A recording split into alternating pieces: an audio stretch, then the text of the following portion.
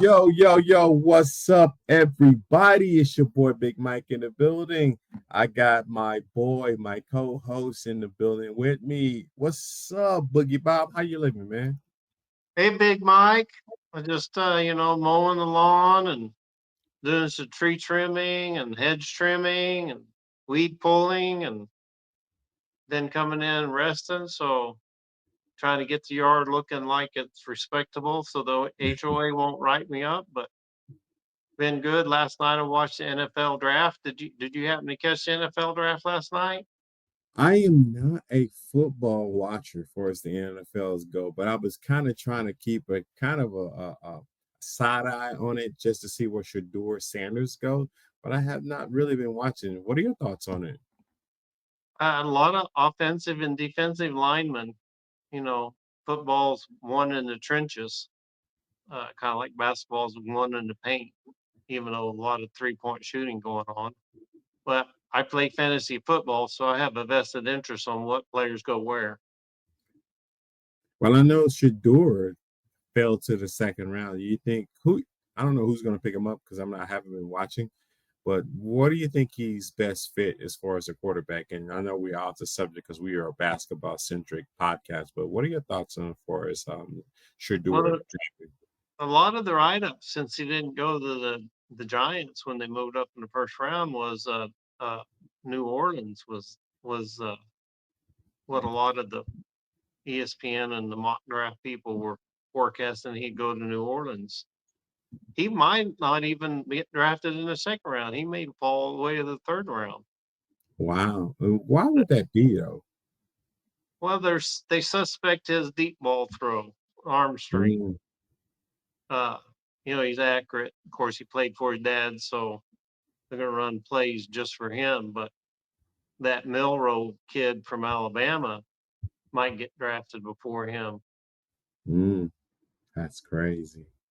And speaking of the draft, were you able to check out what happened with the WNBA for the 2025 draft this year? Oh yeah, I have that. Anytime you go to a WNBA game, you're going to see tall women, which usually means they have nice legs. And being a legs guy, that's kind of a nice benefit of watching that. Plus, they play pure basketball, a lot more passing. Uh, but in the draft, and I played it back several times, I have a new WNBA crush, Tell me, Sonia Citron. Sonia Citron. She's the girlfriend of Leah Powell, the linebacker for the Cowboys. Oh, nice. She's about 6'1" and got that uh, Latin America dark hair, uh, exotic look. She wore she wore just a regular blazer, but no shirt and no bra on underneath. Oh, wow. And she kept holding the jacket as she's leaning over to hug people. I was kind of like, hmm, I think I got me a new WNBA crush. I mean, Well, they have had some pictures. Uh, and I don't know if they've done a calendar, but they have had like the ladies in golf. uh-huh. Get a lot of Haley Haley Van Hef from TCU. She did a photo shoot, was on the cover of one of the magazines. Yeah, man. I mean, oh my God. What are your Uh, thoughts on Paige Becker's going to the Dallas Wings? I mean, because we're a Dallas-centric team. Do you think she's going to make a difference, or is she any comparable to Caitlin Clark? so there's an interesting story. If I didn't follow it when they first entered, but when they entered as a freshman, Paige Beckers was rated the better player, and Mm, she won freshman of the year and was all all college women's basketball team. So she started off hotter than Caitlin Clark. Of course, she don't have the range of Caitlin Clark, but of the two players, when they were both first came out, she was rated higher. She had an ACL tear, and then she had another injury. So for a couple of years until this year was her first healthy year, and I think she won College Play of the Year. But Connecticut came back and won the championship. So she's gonna get a following because she's talented, but it's a different kind of talent than Caitlin Clark. She's got over 1 million Instagram followers, Mm. so you got an instant built-in audience. So it's going to be fun to see how she can work with Erika Ogombowale. Because Caden Clark is a shooting guard, correct? Uh, she's a combo guard. They had her at point. Sometimes they had her at shooting guard. So it was a mix. And I think Becker's going to be kind of that same thing because Erika has been the dominant point guard for the Wings for a while. So, but they drafted this lady, Anoret Arnett Bonleh, Bonleh from Baylor, Mm. about 6'6", 6'7", plays center. So uh, she might have a little more of an impact. I mean, Beckers is a scorer. She's she's not as good a shooter, but she's as good a scorer as Caitlin Clark. But Right. what they talk about is her basketball IQ. She sees the court better than everybody else, and so she's gonna give the team what they need, whether it's assists, rebounds, setting other people up. Uh, but hey, that's the second year in a row the Wings have sold out, and they got 5 rookies. But I think maybe 3 of those 5 rookies make the team because uh, 4 of them are guards. They're all around Right. 6 foot, 6'1". Yeah, because they just picked up another girl in the second round. She's a forward, Madison Scott. She's about 6'2", and I think maybe they may get to. Well, they traded for Lisa when they traded Satu Sabli. Mhm. Satu Sabli is about 6'4", 6'5", but her and Natasha Howard, they were a beast inside. You know, not that none of them really jumped that great, but uh, 6'4", 6'5" in the WNBA, if you're active and you move quick, you're going to get a lot of rebounds. I think they're going to miss that rebounding and scoring from Sabli. It's going to be hard to replace the person they traded for. Might turn out. Now, remember that center they had? She was an Australian girl. I can't remember her name exactly, but if they would have kept her, it would She probably was been a decent team. Collier. She was the Huh? first pick. Collier, Collier. No, Collier. no, no, no, no, no, no. I don't think they picked her up. I think they got her off of just not a trade. Maybe she was a trade. What was her name? She was really nice. I think she was about like six Well, they foot. still have Tara McGowan, who's about Mm, 6'5", 6'6", but she's not what you would call typical. She's got a Charles Barkley body and not a Caitlin Clark body. what was that girl's name? Let me look at the Dallas Wings centers. Well, they've had a lot of top picks in the first round over the last 3 years, and I've watched them. Sopley was probably their best pick, other than Erika. Uh, a lot of the others have not materialized. Maddie Seacrest hadn't. J.C. Selden, they Mm-hmm. just they haven't quite. But Becker's have put fans in the seats. So to give you an idea, uh, they sold out when they won the lottery before they even drafted her. Mm, Last year, the lower bowl tickets at UTA were $20, and this year the upper section is 45, and the lower section is like uh, I'm looking at 55 to 80. Where we were sitting last year for $20 is now an $80 ticket. that's crazy. I can't imagine why the prices are so high. Well, they people want to see Angela Reese and they want to see uh, Caitlin Clark, and now they got their own. Beckers. That it's going to be a heck of a game there at the AAC between the NF Fever and the Dallas Now, Wing. the girl I was thinking of was Liz Cambage. She was with us from Cambridge. Yeah, they traded her. That's how they got McGowan. She didn't yeah, want to be here. She was good. yo, she was excellent. Now she's not even in the league, so it's crazy Yeah. how you go I from think having they such went a to the great she went center, to the and then now Sparks. she's, huh? I think she went to the LA Sparks. She If I'm not did, mistaken. but now she's playing. She's not even in the league anymore. She's playing Yeah. overseas. So it's Yeah, crazy she how was you go from such a great player to just in the obscurity of well, what when we we see. moved here, she'd already been in the league several years. She Mhm. wasn't quite on the backside of her career when they traded her, but she was, you know, 30 or 31, I think, when they transferred here.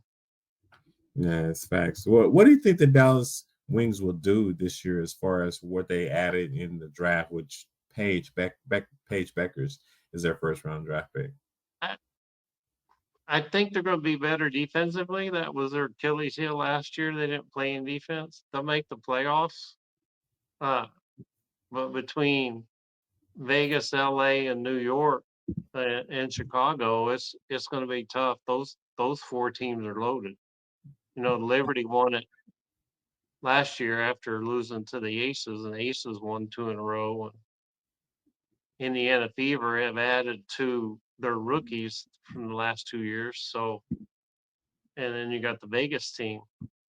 That it's going those 4 teams are the cream of the crop in the league. That's crazy. So speaking of cream of the crop, Detroit has got Cade Cunningham, which is a local product, and he's really been the last 2 years, and I think he's on year three now. He's really been maturing. What are your thoughts on him, and what can he do better as far as him being a point guard for the Detroit Pistons, who's currently in the 2025 playoffs? Well, you've heard me mention Hoop Fest a couple Hmm. times. Yep, That's played in Duncanville the day after Thanksgiving, and now it's played nationally at different times. There's like 4 different Hoop Fests, but the original was Duncanville. And the first one I went to, Cade Cunningham was playing in that as a senior in high school. And I knew he wasn't a number 1 recruit, he was like maybe top 5 recruit. And that was the year Bronny was a freshman and Dwayne Wade's son was a senior for Sierra Canyon. Uh, he kind of looked nonchalant in the one game that they played. I was kind of like, I know he's highly rated, but I wasn't really impressed. But he went to Oklahoma State and he showed a little bit there. And a lot of people compared him to Luka Doncic why while he was so? at Why would Oklahoma they State. compare him to Luka Doncic? Is the question. Well, he's a little more athletic than Luka, but they compared him to Luka because they're both 6'6" and they're both point guards that can score and they see the floor well as far as I think that's why I was impressed with him because he didn't score a lot, but he ran the team and he didn't have a lot of assists or rebound. He didn't fill up the stat sheet and he didn't look terribly athletic, but he's a he's not a quick guy like De'Aaron Fox or Jaw Morant or any of the fast speed bugs that hit the NBA. But his he's a he doesn't quite have the shooting range that Luca or James Harden have, but the way he sees the floor, he plays a similar game, and he's about the same height. He's not as broad in the shoulders as Luca. Uh, I think this year he's turned the corner. He's becoming a better shooter, but he still needs to improve. But it's his court vision. He's got great vision on the court. Yeah, because he's averaging 26.1 points a game, 6.1 rebounds, and 9.1 assists a game. So I know you're the stats nerd for our podcast, but those numbers really say a lot. He pretty much average a triple double if he pushed a little bit further. Yeah, and if you think about it, Luka came in his first year averaging those numbers. So that shows you how much more Cade Cunningham could, he could be the scoring leader in a couple more years. So uh, he's definitely developing. I don't remember if this is his third or fourth year. This might be his fourth year. Uh, and he's getting better players around him. He was making the same passes his rookie year, but the players weren't knocking down the open shots that they were getting. Of Mm. course, Tim Hardaway's on that team. Our famous GM traded Tim Hardaway. I think there was 4 teams involved, but Hardaway had an expiring contract, and they wound up with Quentin Grimes out of that. But Hardaway and there was another veteran there that kind of helped settle down the young kids. And you got to give JB Bickerstaff, who was the Cleveland coach and got fired. He helped turn that team around. Yeah, JD Bickerstaff is something of an anomaly when it comes to coaching because he's really been doing a great job with Detroit. What as far as them playing against the New York Knicks for in this playoff series, can Cunningham take New York to a 7-game series? Uh, it has the potential of going 6 or 7 games.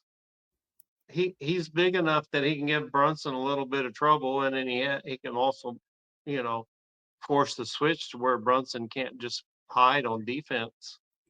Uh, but and the next question we'll talk about. But Pistons already won 1 game. So there's a couple of anomalies that happened last year's record to this year. They won 3 times as many games. That's never happened in even the David Robinson, Tim Duncan, when Robinson was out for a year, and then the next year when they both played together, they Detroit, it was like 14, 18 games or something, and they won 46, 3 times as many games. And they had not won, uh, they still have not won a home game in the playoffs in like, I think the papers this morning are saying it's like 9 games, and they had not won a playoff game of any kind uh, in like 14 years. Well, we were talking about how many years he's been in the league. He's been in the league for 4 years, and his rookie season, he won Rookie of the Year award. What are your thoughts on him winning that award? Uh, he was favored to win it. There wasn't a lot of competition that year. And the fact that he's averaging what? Let's see, he's averaging. Let me look at his points. About 18 points a game. As far as him from 2022 is when he was 2021 when he was drafted, and he's been in the league again for 4 years. So he's averaging about 18 points a game. So he's not bad as far as scoring wise. And his assists totals is like right there when it comes to being a top player, potentially, because he's averaging for his career 7.4 assists a game. So that's a really good point guard, in my opinion, when you can distribute the ball He's better than you can score it. he's an old fashioned point guard. He's pass first, shoot second. Yeah. Yeah. No, he's not bad though. I like And everything that he's doing I so think far. he'll be in the top 10 every year in assists and points. He might get up into top 10 in points, but that's only if the coach drives him to shoot. Yeah, and that's the only thing if the coach drives in the shoot. So I mean, I know we talked about the playoffs this year. What team has surprised you so far in this year's playoffs? Uh, well, we were just talking about him. Detroit Pistons. Detroit Now, Pistons. You know, we did the forecast last week of, you know, who would win in each series, and I took the Clippers over the mhm. Nuggets. They laid an egg in game 1. that was a little bit of surprise, but they've come back. The The team Rockets, that's I was gonna say the team that surprised me, and I'll let you continue. It's the Heat. I didn't think they was gonna do anything after they traded Butler, Hero, Tyler Hero. Tyler Hero, and they're the first team to win 2 games to get into the play-in. But our defensive player of the year for the Cavs, Evan Mobley, him Yeah, and Jared Allen are going to make sure that I think Heat may get swept, yeah. even with Heroes uh, heroics. I mean, he's been hitting 30, 40 points. Now So let me ask you this question: do you think the Mavericks would have gave the Thunder a better series in regards to what the Grizzlies is giving them? yeah, Why yeah. so? Even without a point guard, I think they would have given them. They would have given them fits. Yeah, This is just something. PJ Washington shows up when they play the Thunder. yeah. He hasn't been showing up lately because I know the last game he would have 0 points. Like what? Yeah. Come on, PJ. Well, John Morant's not playing. Uh, is it tonight or tomorrow? John Morant's out for the next game. So they may potentially be swept. Is that what Yeah. you're saying? Well, they're playing game 3, but he's out at least one game. I think it was hip contusion, and he's dealing with a sprained ankle. He just came back from. Yeah, but And this Jared is Jack, game 4 though. Game 4. If they lose this game, they're out of there because they are. It's yeah. OKC is up 3-0. Well, and I mean, you got Jaron Jackson, and you got a rookie and Eddie, but they really don't have the bigs or the speed. And without Dylan Brooks there in Memphis, you don't have the guard that can stop SGA. But don't you have Marcus Smart? He was injured. He's injured. What? Why? Why am I just not hearing this? Well, if he played in the last game, I'd be surprised. But at the end of the year, he was in the do not play list, DNP. So, what are your thoughts on the Grizzlies coming back in the series and making it a series as far as them facing off against OKC? No, no, gentleman's sweep maybe. If they don't get swept totally, it'd be a gentleman's sweep. Kind of like what Boston did to Dallas in the finals Yeah, last year. I mean, Any other team? well, Any, I'm I'm I'm still holding to my prediction. Lakers and Celtics. Celtics are looking good. Porzingis has showed up, but we know he's going to get hurt before the finals comes. Uh, the Clippers with a healthy Kawhi, should move on past the Nuggets. Yeah, the Clippers have been like, I'm like, what? They've been hooping, even though that one game that they Nuggets kind of pulled it out in the end. But come on, man, y'all letting the Clippers do y'all in, and y'all a 4 seed, and y'all 2 years removed from a championship. well, I mean, how about the Rockets and Warriors? Warriors still game 1, and now there's after game 2, they're calling each other dirty players. Mm, Like Dylan Brooks called out Draymond Green for being a dirty player. Dylan Brooks, out of all people. Now, you know what's crazy though? That play that John Morant hit the floor and injured his hip, that got him out as far as the next game in regards to the Grizzly versus Thunder's game. Yeah, I don't Because know the player that he may have just landed wrong. I didn't see the no, play. it was what was his name? The defensive stopper that tried to shut down Luca last year. Luke Dort, the Blue one door. who, because what happened was John Morant was going up. I think you're trying to get a lob, and then Luke, because it was a 2-on-1, then Luke was the only defender, and Luke went up, tried to defend it while Ja was in the air and kind of scooted Ja out of the air a little bit, and Ja landed right on his hip, and it was like, oh my Yeah. god. Well, when you're airborne, the either the one above or the one that's bigger comes out of it unscathed. Yeah, The little guys get hurt. that's But crazy. the Rockets and Warriors is going to have some fire. That of all the games that are gone, like in the East, just about every team is up 2-0. But in the West, I can see the Rockets and Warriors going to 7 games.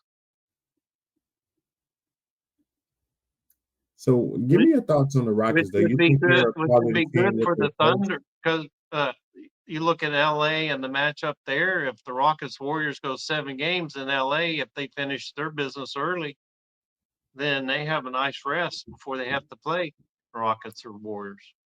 Well, I'm going to ask you this question: do you think the Rockets, if they beat LA, is it because of the team in general, or is it because of the coach that they have?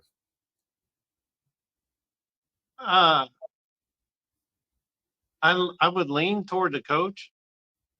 Udoka was at Boston, and he was on Brad Stevens' staff before Stevens went to GM. Hmm. But JJ Redick, give him some credit. JJ Redick's done a heck of a job with the Lakers. Is it JJ Redick or is it LeBron James? Eh, there's two things: never count out the Warriors, and never count out LeBron. I don't Never. care. He's 40 years old. That man will probably still be dunking when he's 50. All right, so your surprise team would be With the Detroit as Pistons. far as the playoffs, the Pistons. Gotcha. And we did talk about Cade Cunningham earlier, so it to me that was a surprise team too, but more so Houston, not Houston, but the Heat, in my opinion. I don't know how they pulled it off with not having a cast of great players. I can't say Tyler Hero is not a great player because now he's showing you that he is a great player. But it's just like you guys surprised me. And I'm not quite sure how far they'll go. They're down 2-0 versus Cleveland. Can they pull it to a 7 game series? That is the question, but I'm not quite sure. Well, Spoelstra, a lot like Popovich, has these players that are no name unless you follow the sport, and then if they leave San Antonio, they're like really good. Derrick White, DeJounte Murray. Like, look how many ex-Heat players, Gabe Vincent showing up for the Lakers. We traded for Caleb Martin, who had that run. Mhm. Hero. They've had a couple 2-day contract G League players come up and get a big contract. It's like let's Spolstra is baling wire and duct tape and glue and keeping that team together. So my last question on this subject: what are your thoughts of the play-in tournament that they implemented in the NBA? Do you think it's even necessary? I mean, it just kind of make it more money for the NBA in essence, but I don't know if the play-in is really necessary. I kind of like. I mean, I'm trying. I know they're trying to extend more views, more of the season, but I don't know if it's really necessary. Well, I mean, it was not liked when it first. I think it's growing on people. It definitely, unless you're really, really bad, it kind of keeps people from thinking in a way. But I think it's just the NBA marketing. They know how to market. Whether it's the Governor's Cup or whatever is called Mhm. mid-season. So Adam Silver is, he came up with a way, and yeah, it's money for the owners and money for TV, but I think more than that is it's just marketing. It keeps people involved a little longer before the real show goes on. And I know this is an unpopular subject in regards to the NBA having something to do with the trade for Luca to him going to LA because of the viewership was down. But could that be part of the essence of the Lakers being where they are now in regards to the playoffs? Well, I think that's separate from the play-in. Viewership's gone up. That just shows you the popularity of certain players. And LeBron's got to pass the torch to somebody. You know, Michael passed it to Kobe. Kobe, in essence, passed it to LeBron. So they got to have the face of a franchise, and I don't think they want Tatum or Giannis to be the face of the franchise, and Kawhi's getting up there, so, you know, Hollywood is Hollywood, so Yeah, and when you think about it, the Lakers will take good care of Luka, yeah, and LeBron's gonna get was his favorite player, so he's gonna give him a lot of heads up, but the Laker organization, uh, they're gonna do right by Luka, and we're already seeing a marketing yeah. effect, Those and commercials is so crazy. Did you see that commercial where he was the trial of Luka Doncic? I haven't seen that one. I have to see the link. It's crazy. It's a Jordan commercial where they kind of advertising his new shoe. So it's a lot going on in that specific commercial. But And it was I good. mean, quite frankly, they need they need someone to be able to take over the face of the league, not just the face of a franchise. They need someone that hand the baton off from LeBron. Yeah. And Joker is a dad, and I've said this before. Luka's a highlight reel. You go to the game because you don't want to miss that one spectacular play, even if they lose the game. It's like, did you see that? Just like he put that pass the other night, he gave to Finney Smith when Finney Smith dunked it. It was a no look pass. That was like, how did you Well, see he that? knew where Finney Smith was going to be because they played together for uh, Mhm. 3 or 4 years.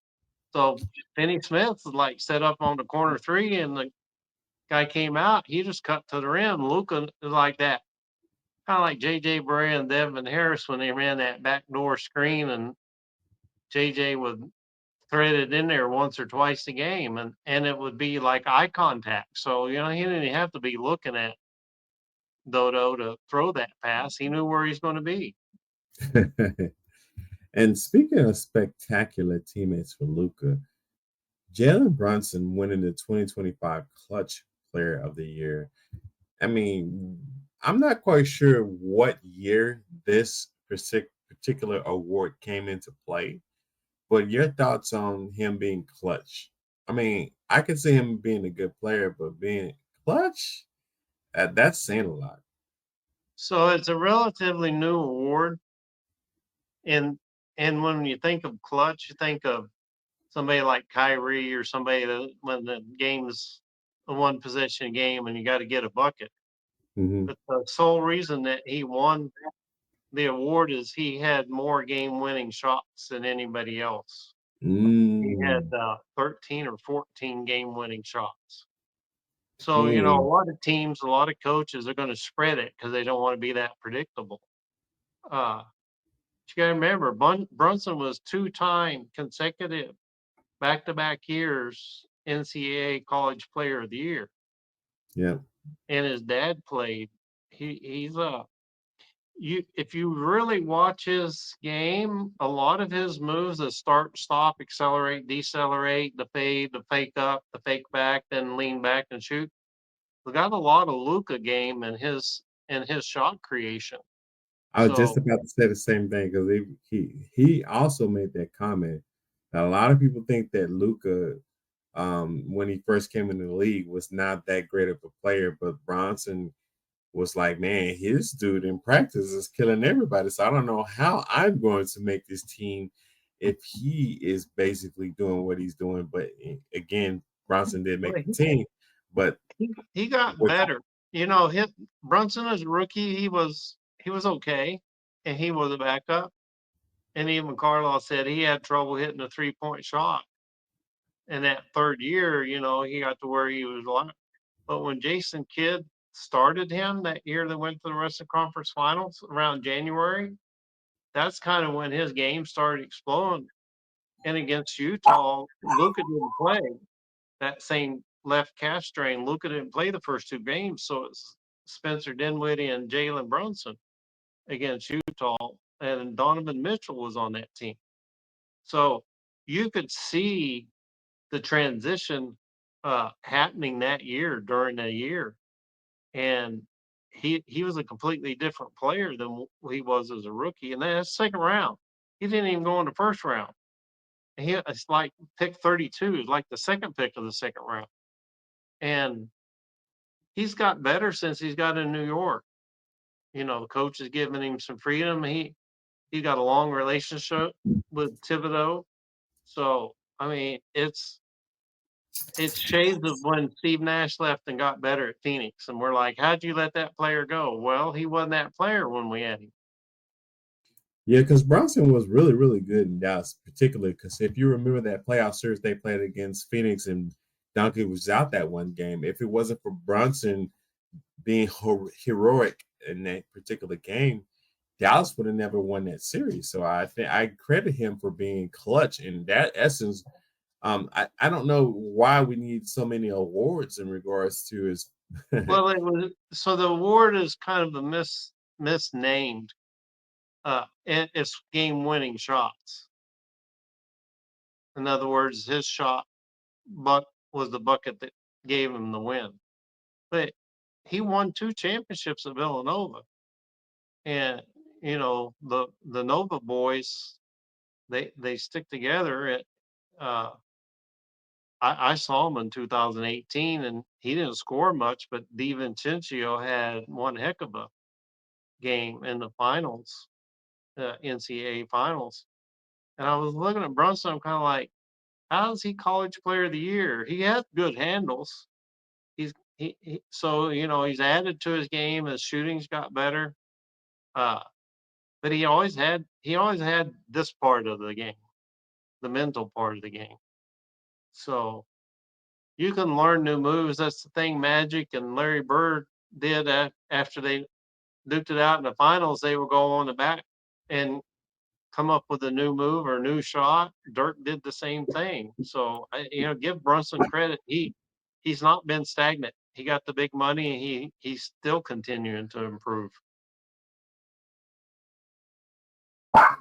My eyes went crazy. Somebody must have knocked on the door. But in regards to his thought process, his dad had a lot to do with how he's actually looking at the game and how he's being able to decipher what plays need to be happening in regards to the inside the game in general. So I really give a lot of that credit to his dad in regards to him winning that award. Yeah, I mean, a coach or father or uncle or even a brother can help you get so far, but it's still up to the player to want to have the drive and the work ethic to go ahead and put it in.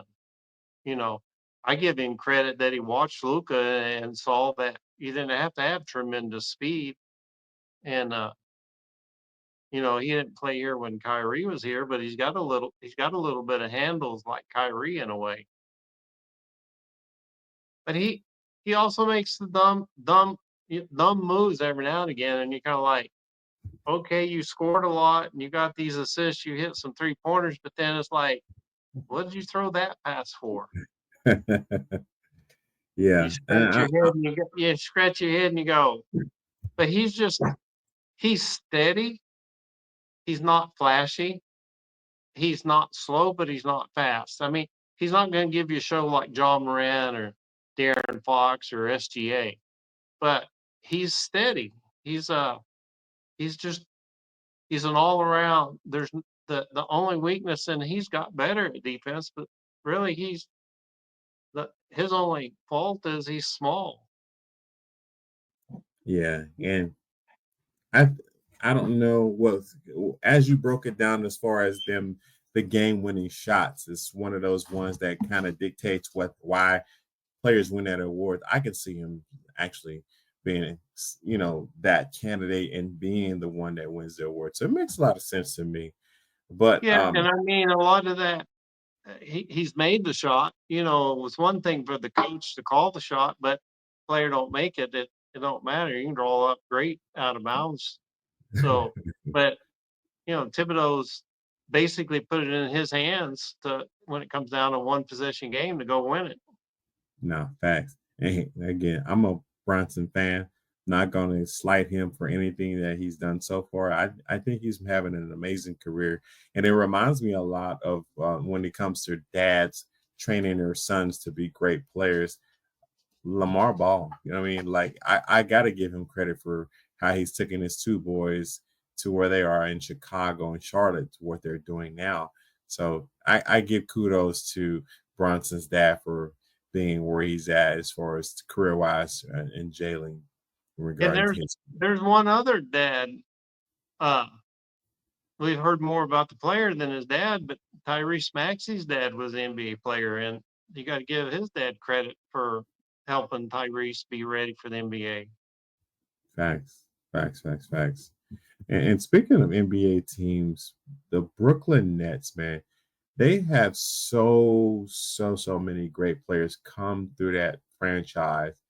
And we're going to talk about the player legacies. And we actually chose a couple of players, but we can talk about a lot of players in regard to them. And I left one off the list, which is in Vince Carter. But the list I had was Joe Johnson, which was an amazing player in Atlanta for many years. And then he went to Brooklyn to kind of close out his career. And then a cornerstone was Derrick Coleman. Derrick Coleman kind of gave you an idea of what a power forward should be back in those times. He was a great power forward.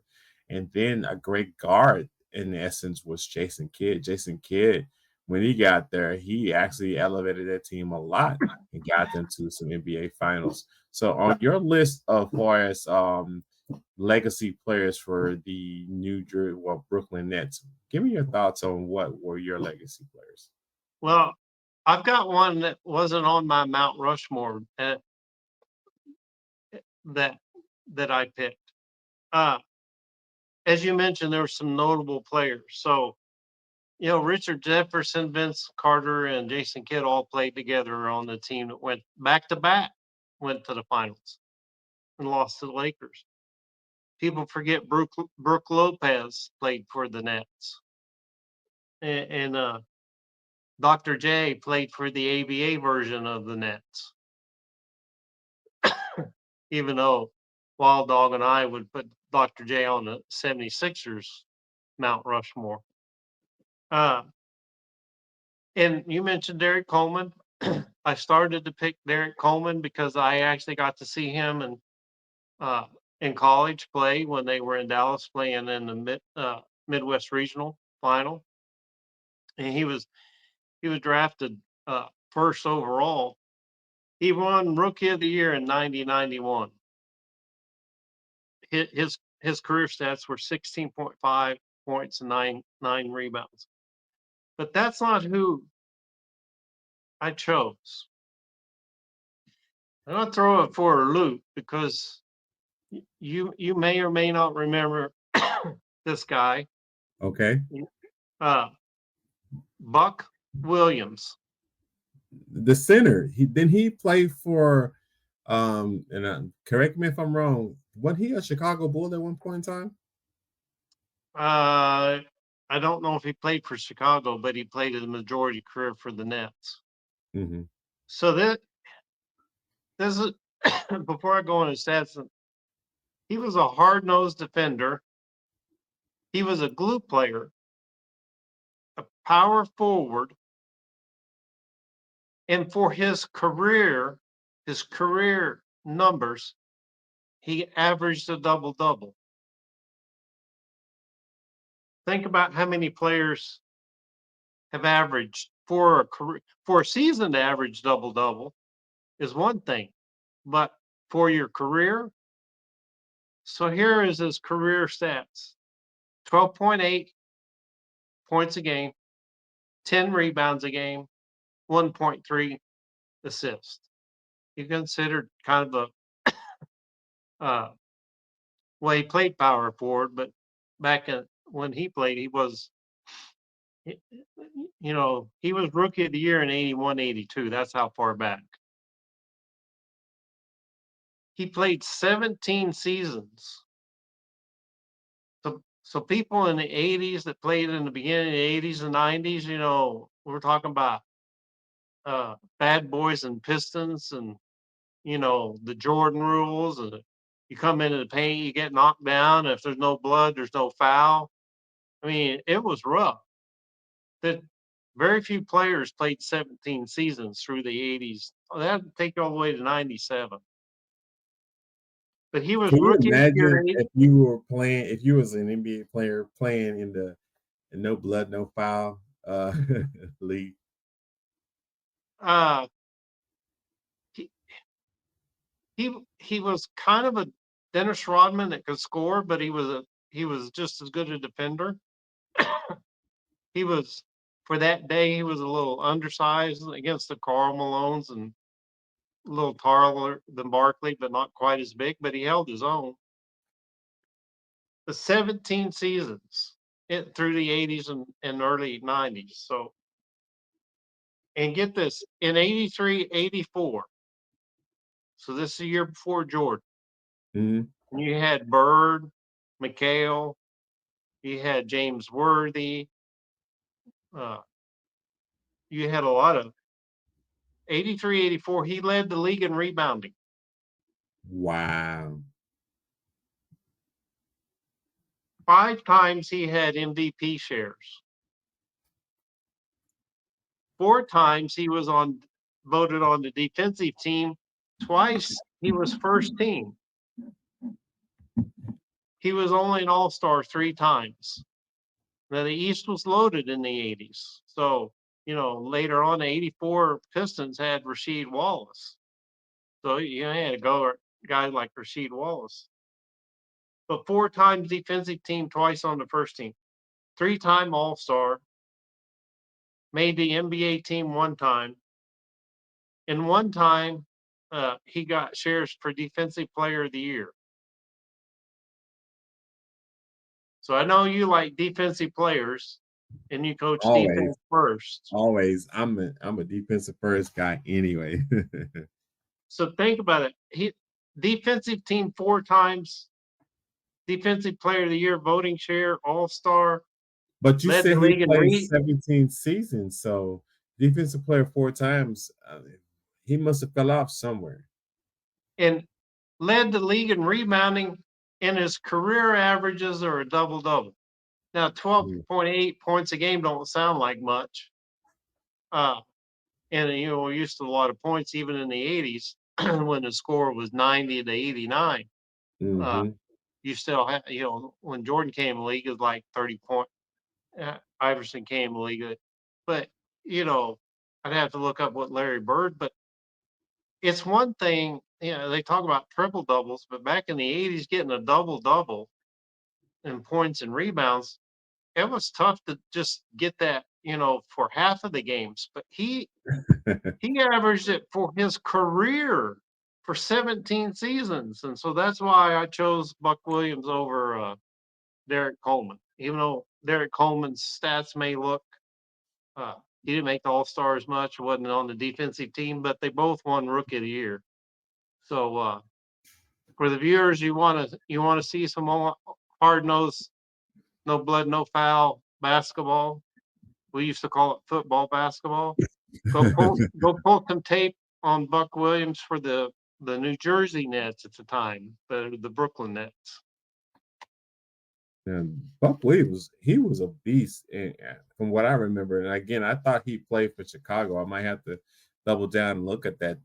But my most notable player, and again, Derek Coleman, as far as the era that I started watching basketball, he was one of the ones that I was like, man, that dude could hoop, and he was sensational. And I got to pull up his career stats, but looking back and what I've seen in retrospect in my mind, the dude was an amazing player. And then you have Vince Carter coming in there from Toronto, going, like you said, going to the championship twice with Jason Kidd as his point guard. Says a lot about the career that Vince Carter had at the New Jersey Nets. Yeah, you talk. Well, Dog and I were talking about this.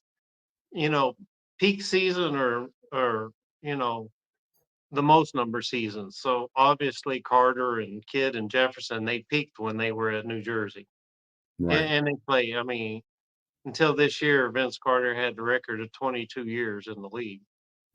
Uh, LeBron's tied it. So the interesting fact is him and Antoine Jameson, both North Carolina, and they were traded for each other. They were the fourth and fifth pick. They were traded for each other. And at the time, you would have thought, well, Antoine Jameson is going to last longer in the league than Vince Carter. Hmm. He can dunk. He's dominant weapons, but can he shoot? By the time he finished his career, I think he's in the top 10, but he was a 3-point shooter. Now, correct me if I'm wrong. Wasn't Kevin Durant, Kyrie Irving, and James Harden all together during the COVID years? Uh, I don't think it was the COVID year because they traded Kyrie. They only played like 20 games together. Yeah, because remember, he refused to get the vaccine, and that was the Well, controversy. they both signed as free agents, and then James Harden wrestled it, signed a big contract with Houston, and then said, "I want to be traded." So he went to the Brooklyn Nets, and Durant got hurt, and then when he came back, Kyrie got hurt. Harden was having to carry the whole team, but with so much salary, they had no bench. Now, They only if you had to choose between Julius Erving, and I already know who I'm choosing, and Vince Carter as far as great players for the Brooklyn Nets, who would you choose over who? as a net, Yeah, I give the slight edge to Vince Carter. Vince Carter. Oh my I God. love Dr. J. I mean, my love for basketball started and ended with the 76ers and Dr. J, and I loved him. And he won the famous dunk contest, take off at the free throw line. The Mhm. hold the ball way out here, and uh, but if you ask me, Dr. J and the Sixers, I'd take him all day long over Vince Carter. But for what they did for the Nets, that was the ABA, and there was a lot of really good teams. St. Louis had a really good team in the ABA, and they're just, I mean, even on old fashioned TV, you just ESPN wasn't created yet. Regional sports networks hadn't been created, so there wasn't a lot of Dr. J film or tape available to where you could watch him. And you know, I was a teenager during the time, but I don't really remember him being a net. I just when I was looking up the stats, saw that he was with the Nets. So to me, Dr. J is a Sixer. He's a 76er.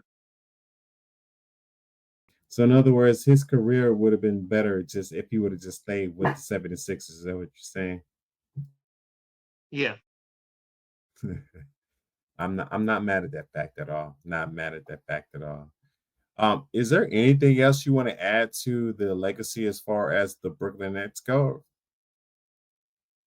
I when we did the Mount Rushmore last year, there were some teams where you can only pick four and there's five or six, maybe seven players you had to choose from. And then there are some teams where you could name two, and then you're like, hmm, who do I have as third or fourth? And I actually went back and looked at my file. I had Jason Kidd under the Mavericks. He played one more year for the Mavericks than he did for the Nets, and he won a chip with Dallas. Uh, but yeah, him taking that you talk about the big three: Jefferson, Kidd, and Carter. That that was a heck of a team.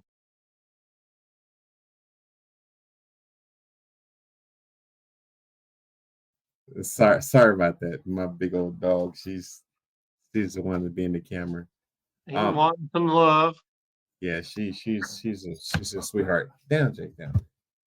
Sorry guys. I know you see my big old dog. She's a sweetheart. But um I my opinion, I think again, Dr. J was one of those players that he should have stayed with the Sixers in essence, because going to the Nets didn't really enhance his career, in my opinion. I think he had an opportunity to really be, and he still is, in a lot of folks' minds, a cornerstone for the Philadelphia 76ers. And he's such a great player It in was essence. actually the other way around. He played for the Nets first in the ABA. Oh, yeah, And when yeah. the ABA got absorbed into the NBA, that's how he became a 76er. Yeah. And again, he was such a great player. And if you had to compare him to anybody, the most notable player I would think of would be Michael Jordan, as far as Dr. J goes. He was one of those phenomenal players, even though I didn't get a chance to see him in live action. But all the tape I've seen with as far as the the invent Well, of you know, YouTube. Michael Jordan had I'm gonna go this side. No, I'm gonna go on this side. Yeah. Well, Dr. J had came from this side. If my head's the rim, he came from this side, Yep. And went came under. back and dunked it. Not a Yeah. reverse dunk, just reached around and just said, "Boom," over the center. The center couldn't do anything because the rim was in the way. Yeah, the guy was an amazing player, and I got to give him respect for what he added to the league. And there's so many things we can say about the Brooklyn Nets in regards to their legacy, but Kenyon Martin sticks out too as far as a great player. When even though he's a product of our local city here in Dallas, Kenyon Martin, him being with Vince Carter and Jason Kidd, can you imagine what they will be like this in this present time? Yeah, I mean, and Brooke Lopez came later. So if you'd put Brooke Lopez with Carter, Jefferson, and Kidd, uh, that'd been something. Yeah, yeah, facts. But you know Well, that they went into the buzzsaw called Kobe and Shaq. yeah. And nothing you can do about that. Oh man, we had a great conversation about everything, man. I think we covered a lot of topics today, and I hope you guys enjoyed this particular podcast. Wild Dog, we miss you, guy. We hope you get in here next time. Mass fans for life. Exactly. You know me, I'm always a Mass fan since the 80s, since I was a little boy.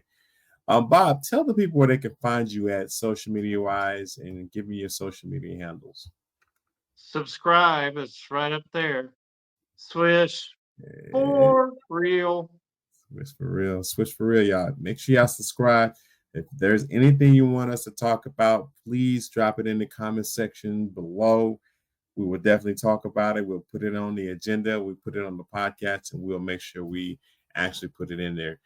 My handles, you can find me on X as Mikkel, Mickel Lampkin, poet, Poet.